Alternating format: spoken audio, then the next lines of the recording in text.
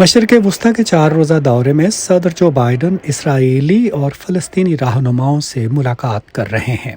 Israel और इलाका इस्लामती उनकी तवज्जो का अहम मरकज़ हैं और कुछ तज्ज़ियाकारों को उम्मीद है कि सदर बाइडन का दौरा इसराइल और सऊदी अरब के दरमियान हम आहंगी का बायस बन सकेगा। लेकिन सदर बाइडन की एक ऐसी मीटिंग में शिरकत के मंसूबे पर जिसमें सऊदी वली अहद शहजादा मोहम्मद बिन सलमान भी शामिल होंगे, सख्त तनकीद की जा रही है और कुछ लोग इसे इंसानी हकूक की कदर करने वालों के मुंह पर तमांचे से ताबीर कर रहे हैं।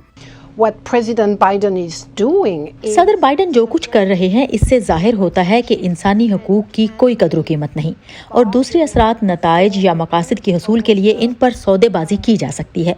ये कई लिहाज से उस नजरिए को चकनाचूर करता है जो सदर बाइडन ने यूक्रेन पर रूस की जारहियत के बाद दुनिया को पेश किया था। सऊदी अरब के दौरे को सदर बाइडन की जानिब से किए जाने वाले उन वादों से पीछे हट जाने से ताबीर किया जा रहा है जो इंसानी हुकूक को अमरीकी खारजा पॉलिसी का मरकज बनाने और सन 2018 में वाशिंगटन पोस्ट के कालिम निगार जमाल खशोगजी के कत्ल पर सऊदी वली अहद को आलमी बिरादरी से अलग थलग करने से मुताल्लिक हैं।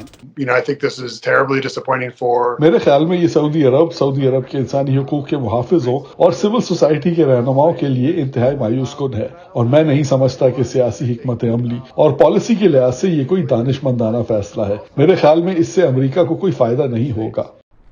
अमेरिका और अक़वाम मुत्तहिदा दोनों को गैर जानिबदाराना तौर पर ऐसे सबूत मिले थे कि खशोगजी के कत्ल के पीछे सऊदी शहजादे का हाथ था। सऊदी वली अहद इन दावों की तरदीद करते हैं। एक और चैलेंज 11 मई को मगरबी किनारे में इसराइल के एक छापे के दौरान फलस्तीनी अमरीकी सहाफ़ी शीरीन अबू आकला का कत्ल है। उनके अहले खाना ने यरूशलेम में सदर बाइडन के साथ मुलाकात का मुतालबा किया है। अमरीकी महकमा खारजा ने कहा है कि इसराइल की जानिब से फायरिंग मुमकिन तौर पर उनकी मौत की जिम्मेदार है, लेकिन ये नहीं कहा गया कि आया फायरिंग जानबूझकर की गई थी। ट्रंप और मौजूदा इंतजामिया दोनों ही और ख़ास तौर पर बाइडन इंतजामिया बैनुल-अक़वामी तहकीकात के लिए सऊदियों पर दबाव डालती रही हैं। ऐसा लगता है कि शीरीन अबू आकला के मामले में ऐसा करने पर बहुत कम जोर दिया गया है।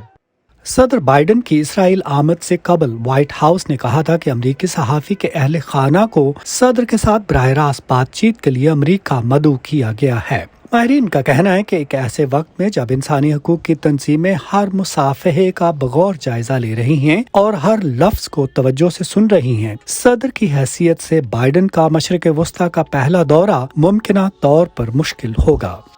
सिंडी सेन के साथ नदीम याकूब, वॉइस ऑफ अमेरिका।